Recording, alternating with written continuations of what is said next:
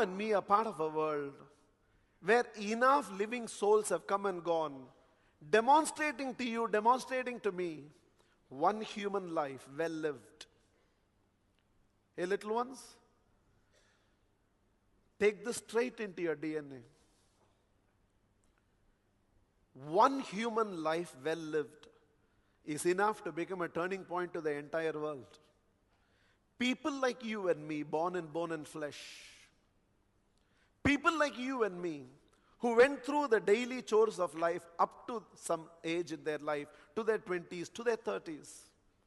Somewhere after an awakening in their life, somewhere after an epiphany in their life, somewhere after a transformation in their life, put their life on a different pedestal. It is not just the one person who was called as an ordinary Atma who became an Atma. Enough Atmas who lived as Mahatmas. By doing complete justice to the potential that is sleeping within them and manifesting this potential in the world outside, in the ways they alone could, they not only became a turning point unto their own life, they became a turning point to humanity as a whole. This world is nothing but a few individuals who lived their life actualizing and maximizing their potential, and the results produced by a few human beings who actualized and maximized their potential became the results of the entire world. Whether it is from industries, whether it's from politics, whether it's from entertainment, whether it's from sports, whether it's from spirituality, whether it's from social transformation, everywhere. Born like you and me, urinating where they are lying down, dependent on a mother even for them to be held close to the bosom, for them to be nurtured. People who struggle like you and me to hold a pencil and to write that ABCD in the care of a teacher. The beginning for all of us is the same, and the end for everybody is not going to be the same. Having failed in a couple of attempts to scale Mount Everest, Sir Edmund Hillary, standing in front of the portrait of Mount Everest, looked straight into the portrait of Mount Everest and said, "The more and more you reject me, the more and more I am becoming determined that one day I will stand at the top of you. And I know I will," said Sir Edmund Hillary. And he told the portrait of Mount Everest, "You know why? Even as Mount Everest, you cannot grow any further. I as a human being will keep growing."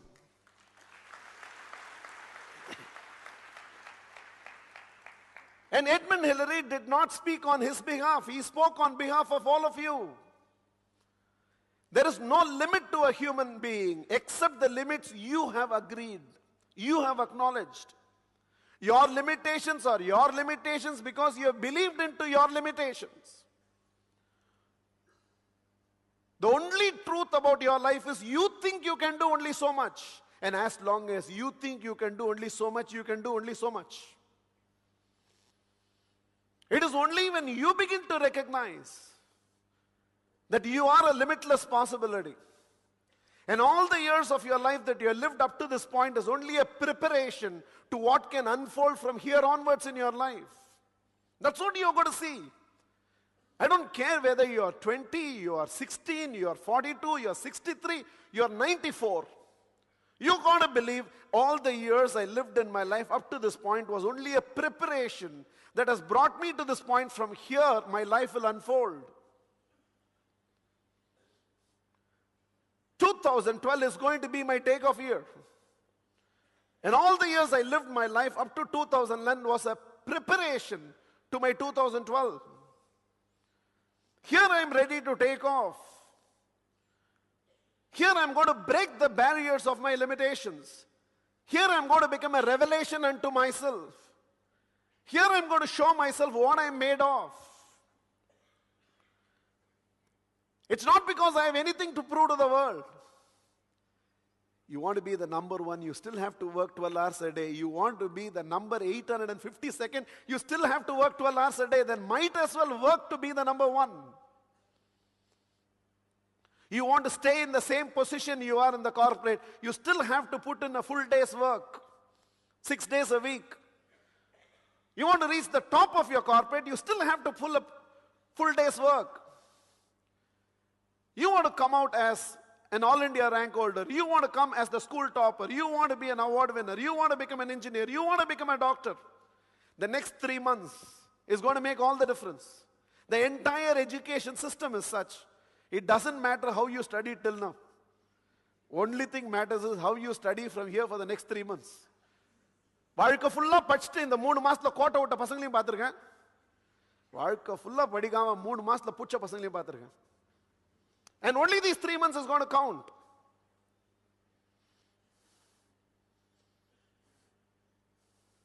And so is the case with each one of you sitting here. 2012 can change the script of all the years that you have lived up to 2011. 1 year well lived will change the script and the direction of your life forever. Any of you have to live, let's live to be the best. Any of you have to live, let's live to be the number one. Any of you have to live, let's live challenging the potential sleeping within us.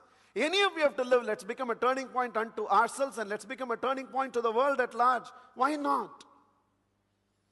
And it can be happily done. Don't buy into anybody who says, in fact, people who are the number one are happily successful. They are not miserably successful. Only the one who is 842nd in whatever he is doing is miserably successful. It all begins with first you recognizing the power and the potential of human spirit.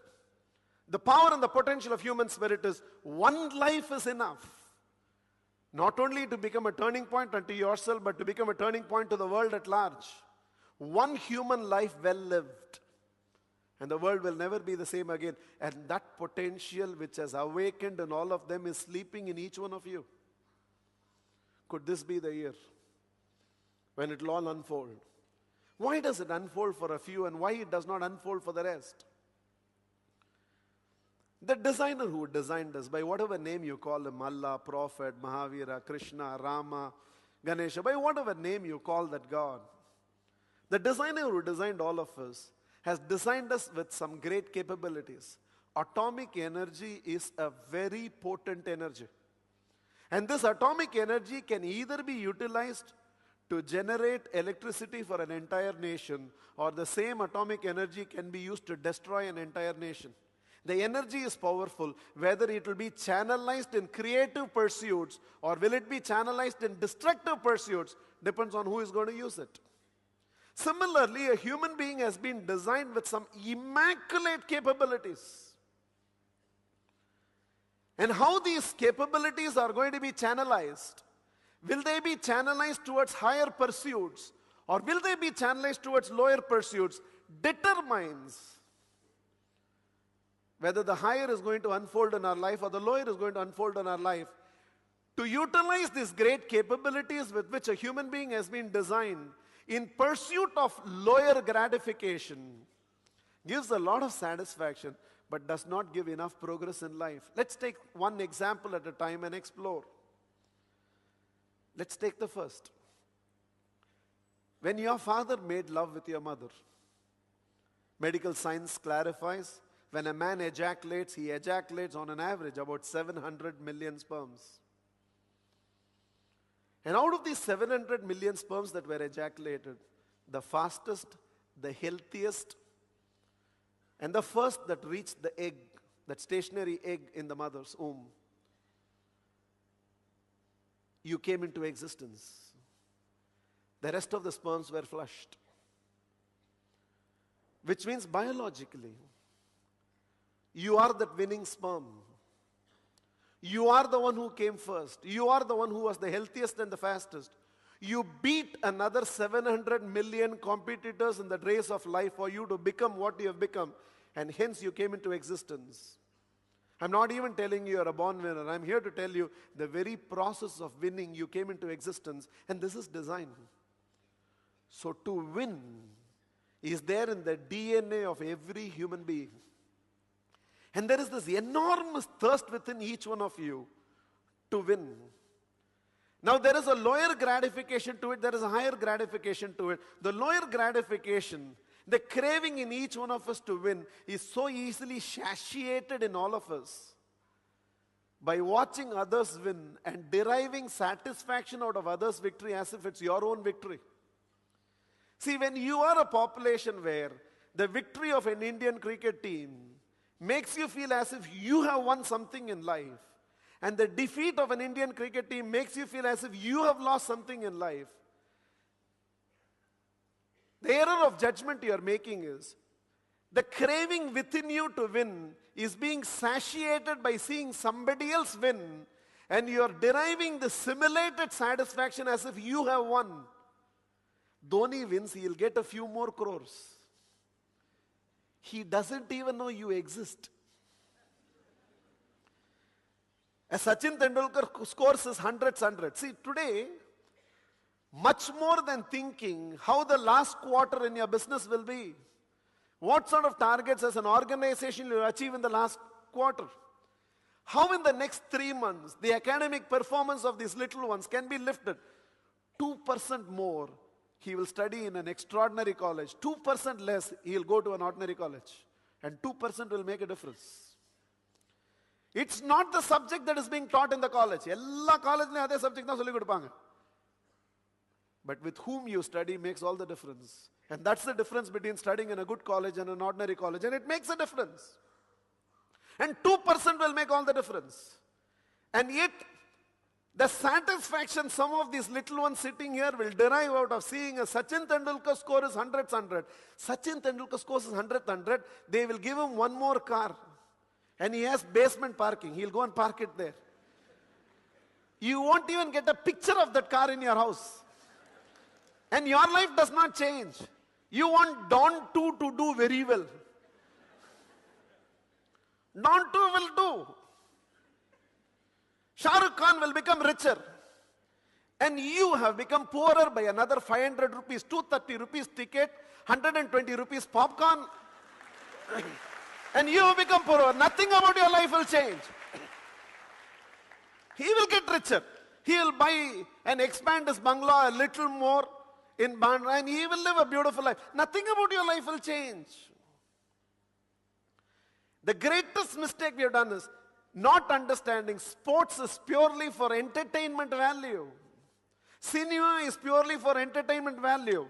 Let me make a very strong statement, and let this statement never need to be heard by you again. Your success alone is your success. Other people's success is not your success. It's not your success.